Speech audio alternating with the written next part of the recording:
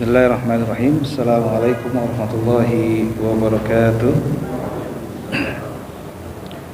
Innal hamdalillah nahmaduhu wa nasta'inuhu wa nastaghfiruhu wa nastahdihi wa na'udzu billahi min shururi anfusina wa min sayyiati a'malina may yahdihillahu fala mudilla lahu.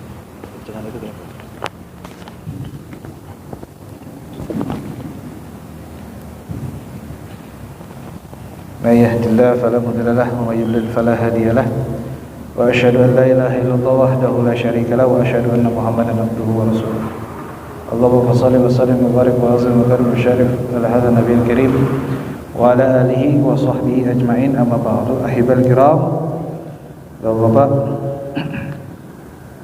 ibu-ibu, adik-adik jemaah Masjid Raya Al-Insan yang insyaallah kita semua dimuliakan oleh Allah Subhanahu wa taala. Amin. Alhamdulillah, pada hari ini kita kembali bermuajahah untuk sama-sama melanjutkan diskusi kita terkait dengan kitab Nasaihul Ibad yang alhamdulillah pada malam hari ini kita sudah sampai di maqalah yang ke 35 ya. 35, tapi nanti kita ulang maqalah yang ke 30 40 buat 35 ya, 36. Akan tetapi seperti biasa Bapak Ibu jamaah ya, halaman 32 ya. Seperti biasa sebelum kita mulai forum ini, marilah sama-sama kita kirimkan Al-Fatihah terutama kepada sanak famili kita, keluarga kita, orang tua kita, anak kita, istri kita, suami kita, tetangga-tetangga kita, orang yang pernah berbuat baik atau orang yang pernah berbuat tidak baik dalam kehidupan kita, guru-guru kita, para masyayikh, para kiai, para alim ulama, dan guru-guru kita dari tingkat TK, SD, SMP, SMA, kuliah. Jika mereka pada hari ini Allah telah wafatkan, Allah telah tetapkan pada mereka kematian, agar Allah Subhanahu wa taala mengampuni dosa kita dan dosa mereka, menjadikan kubur mereka sebagai rawdah dari Jannatul Firdaus. Amin.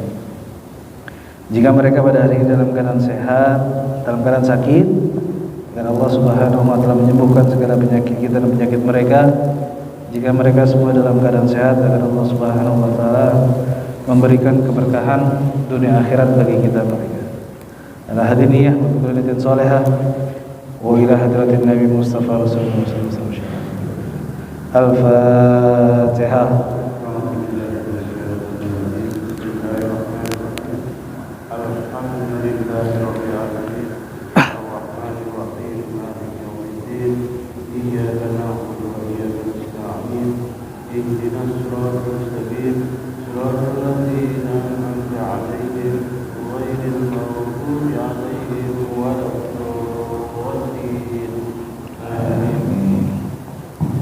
Lalu Fatihah selanjutnya Bapak Ibu kita kirimkan mobil khusus untuk diri kita yang pada hari ini, minggu ini, tahun ini sedang memiliki usaha agar Allah Subhanahu wa taala melancarkan segala macam urusan dunia akhirat kita.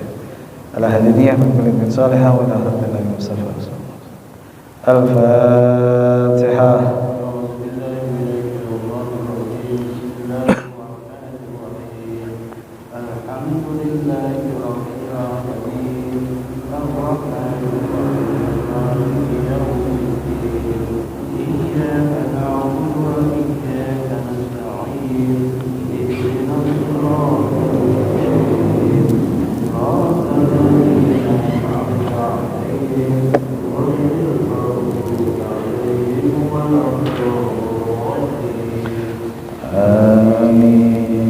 Bapak Ibu, marilah sama-sama kita mulai forum ini dengan sama-sama membaca Al-Basmalah. Bismillahirrahmanirrahim. Baik, kita lanjutkan Bapak Ibu jemaah sekalian kitab kita Wal Maqalatul Khamisah wa Thalathun. Ya. Maqalah yang ke-35. An Ali radhiyallahu taala anhu dari Sayyidina Ali radhiyallahu karamallahu wajhah. Inna ashabal a'mal arba'u khisal.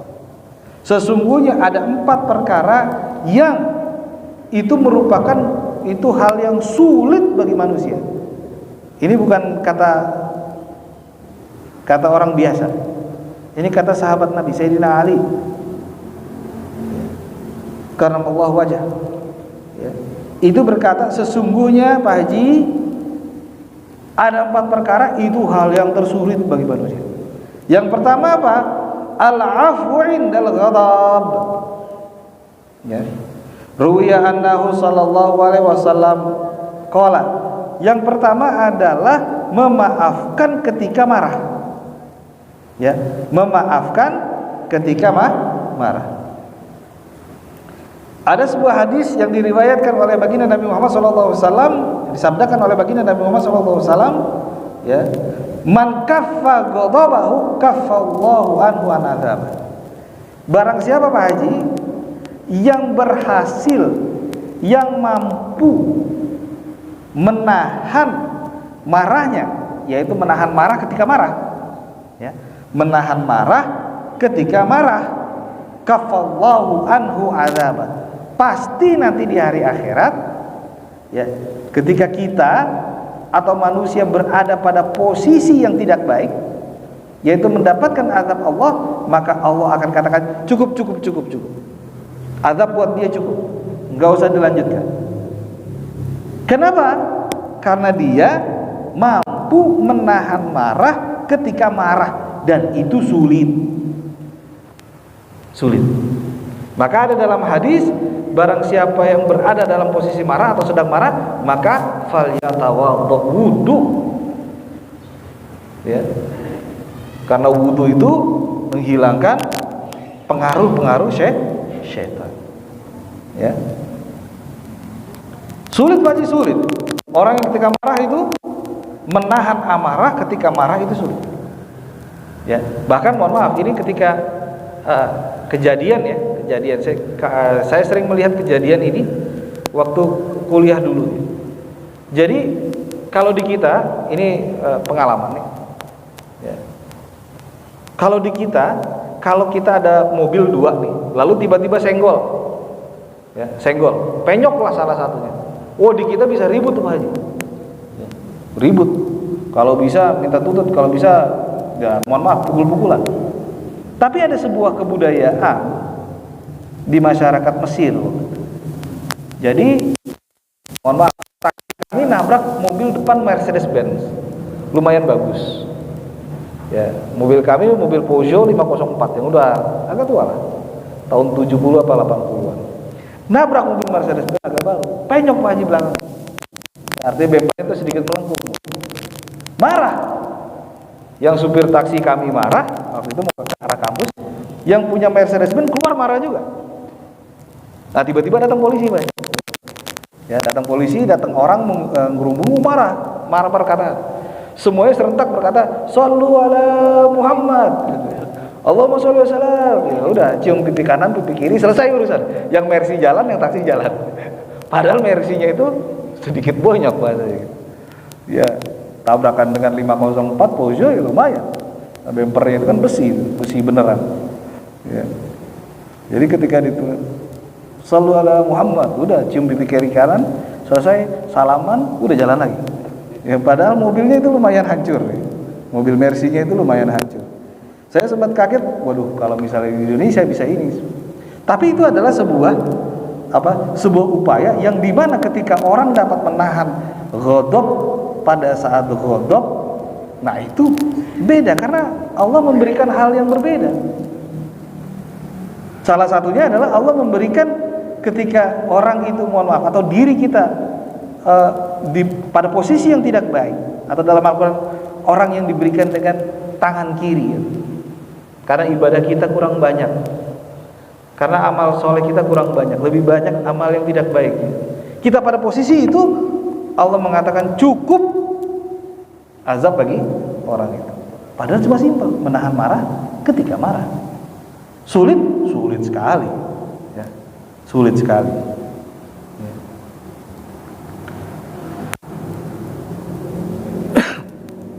Ada juga sebuah hadis, annahu sallallahu alaihi wasallam qala, sesungguhnya baginda Nabi Muhammad telah berkata, man kaffa ghadabahu wa basata ridahu wa dzala ma'rufahu wa shala rahimahu wa dzala amanatah adkhalallahu azza wa jalla yaumal qiyamah fi nuril a'zam. Haji, ini yang lebih bahaya, atau lebih bahaya, lebih dahsyat. Barang siapa yang bisa memberhentikan, mencukupi marahnya, ya. Lalu setelah itu ridho, udah ikhlas, Allah yang ngatur semua. Ya.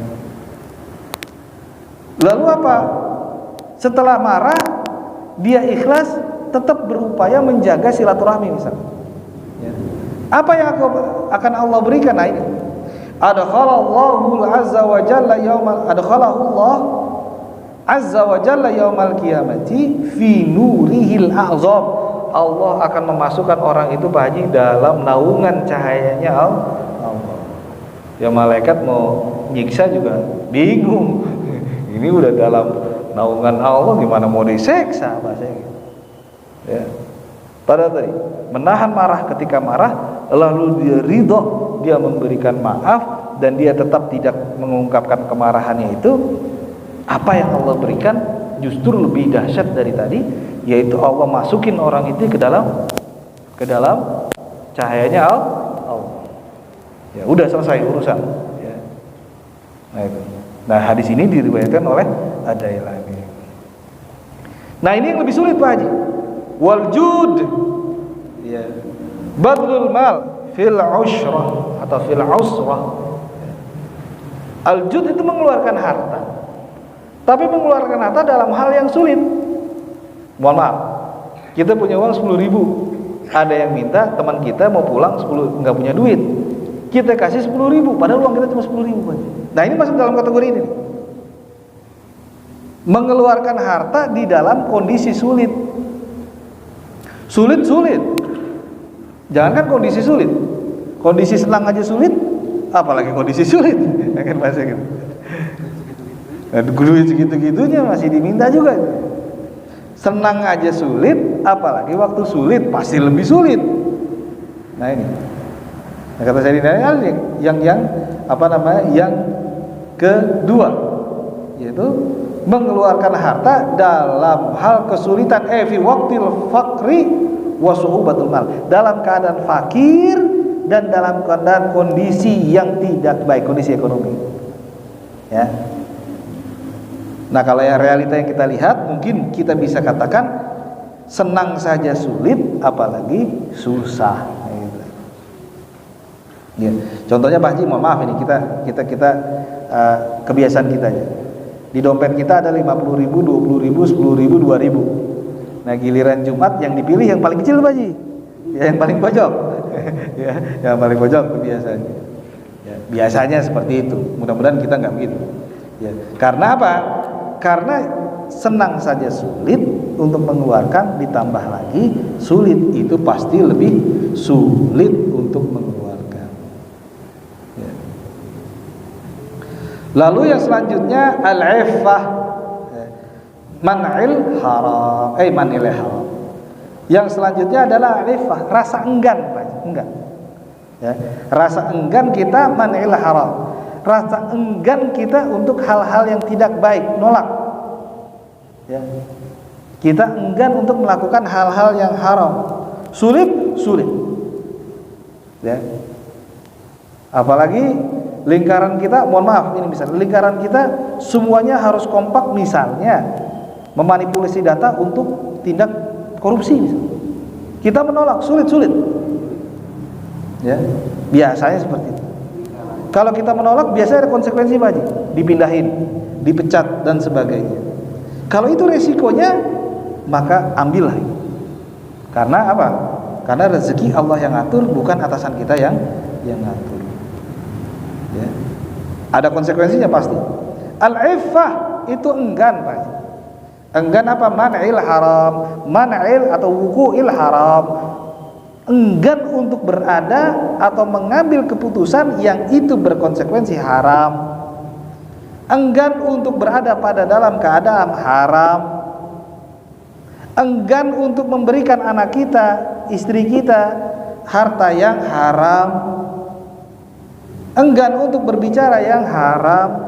Enggan untuk melakukan yang haram. Sulit terlebih lagi zaman sekarang. Ya. Mudah-mudahan kita bisa dijaga dan kita bisa menjaga dari hal ini. Amin. Yang selanjutnya Pak Haji, ya. fil khilwah, dalam keadaan sendiri, ya. Al-ifa dalam sendiri itu sulit lagi. Ay fi wuqil infirad anin nas, at-ta'fif ma yubashir al-umur ala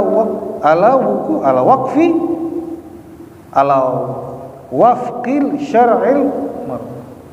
Artinya apa? Kalau dalam keadaan ifa itu enggan dalam banyak orang itu sulit. Tadi contohnya kita berada dalam satu kelompok. Tapi bagaimana kalau misalnya ifa enggan itu kalau kita lagi infirad, itu lebih sulit lagi, Pak. Gak ada yang tahu nih ngambil duit cepet gitu. Gak ada yang tahu nih manipulasi data biar keluar anggarannya 10 juta bikin 15 juta, gak ada yang tahu ya. Dia yang bikin anggaran. Kalau banyak orang saja sulit, apalagi dalam keadaan infirad dia sendiri, maka itu lebih sulit. Nah, ini yang berbahaya ya. Selanjutnya yang sulit lagi Pak Haji. Nah, ini jelaskan. Qaulul haq liman yakhafa kasultan jahil. Nih, berkata yang hak kepada pimpinan kita. Sulit Pak Haji, sulit.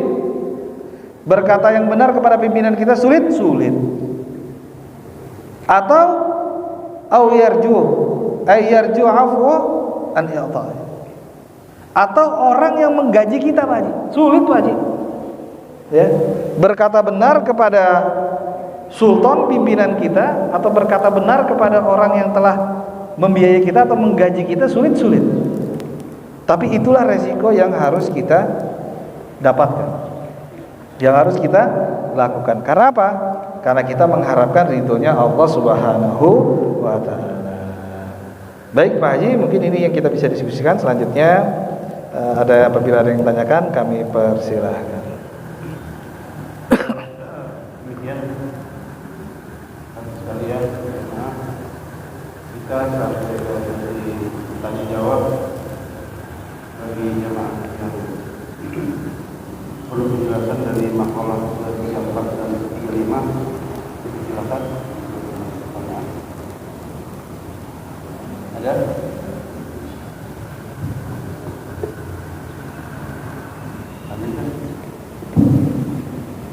Baik, jika tidak ada yang tanyakan, ya mungkin ini sebagai bahan renungan. Sebenarnya bukan bahan renungan bagi diri kita dari makalah yang ke-34 dan juga makalah yang ke-35 yang tadi ya, barang siapa. Nah, apa yang bisa kita tarik dari dua makalah ini? Sebenarnya pertama, kalau kita mulai dari 35 adalah ada beberapa hal yang sangat sulit dilakukan oleh manusia. Yang pertama itu marah. Ya, memberhentikan marah itu sulit sekali. Ya, tapi ingat, ketika kita mampu melakukan itu, Allah tidak memberikan pahala yang simple. Allah bahkan memberikan pahala yang jauh dari kata-kata simple tadi. Contohnya adalah dalam hadis baginda Nabi Muhammad, Allah memasukkan orang yang mampu tadi menahan marah dan menahan marah dan memaafkan pada saat marah, itu Allah berikan dan masukkan orang itu ke dalam lingkungan orang-orang yang di bawah naungan cahayanya Allah. Sulit ya.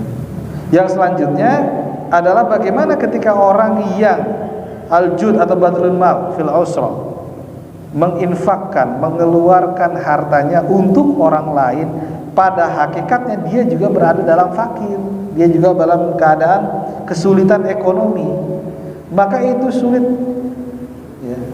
Kenapa? Karena banyak orang yang tadi sebelumnya di makalah 34 itu jam'ul mal, mengumpulkan harta, maka tidak salah kalau kita katakan atau kita berargumentasi senang saja sulit mengeluarkan harta, apalagi sulit, tentu akan lebih sulit lagi mengeluarkan harta, karena konsep yang dibangun, pemahaman yang dibangun, harta segalanya, sehingga kami harus mengumpulkan harta dan kami tidak mempermasalahkan kalau harta itu haram. Tapi kalau ada orang yang bijam'il mal, mengumpulkan harta itu untuk kebaikan dan selalu menahan hal-hal yang haram, maka dia akan pada posisi susah. Saat sulit dia akan mampu mengeluarkan harta. Terlebih lagi dia punya harta, pasti dia lebih mampu untuk mengeluarkan harta. Gitulah. Ya.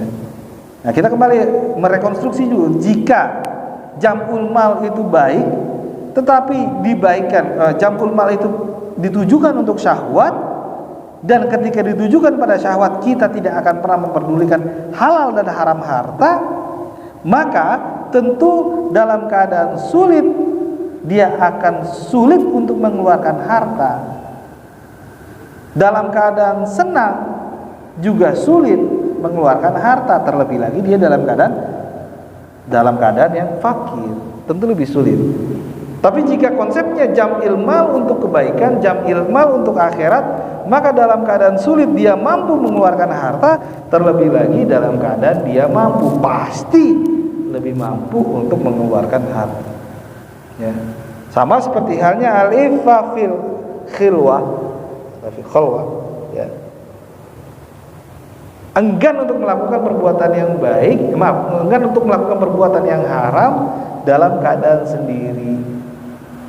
Oke, kalau dia mampu menahan diri atau enggan melakukan perbuatan haram ketika dia sendiri, maka ketika banyak orang tentu pasti lebih enggan.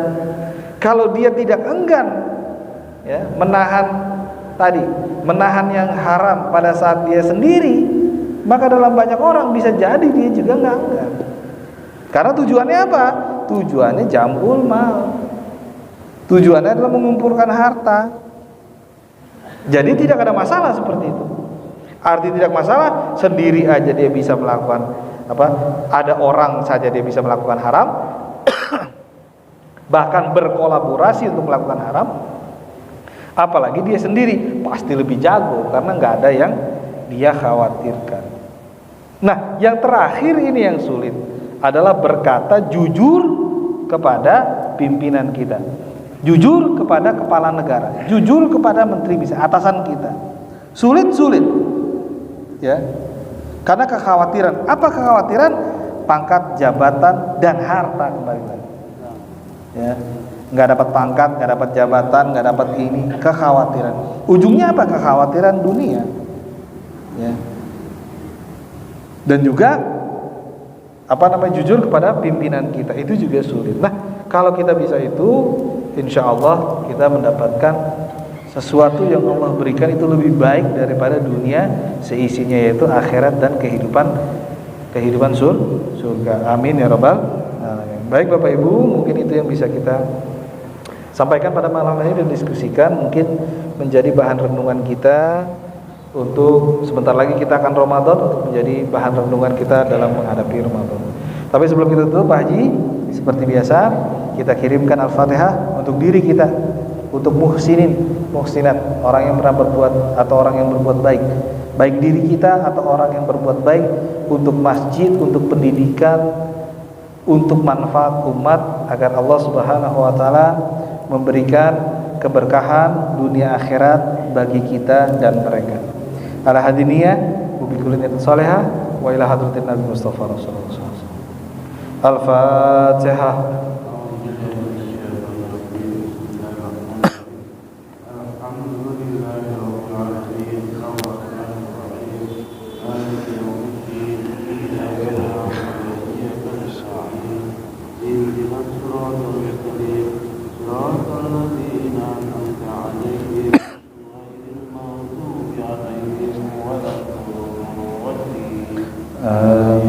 Baik Bapak Ibu, marilah sama-sama kita tutup forum ini dengan sama-sama membaca Alhamdulillah. Allahumma fiqh lan tariq. Wassalamualaikum warahmatullahi wabarakatuh.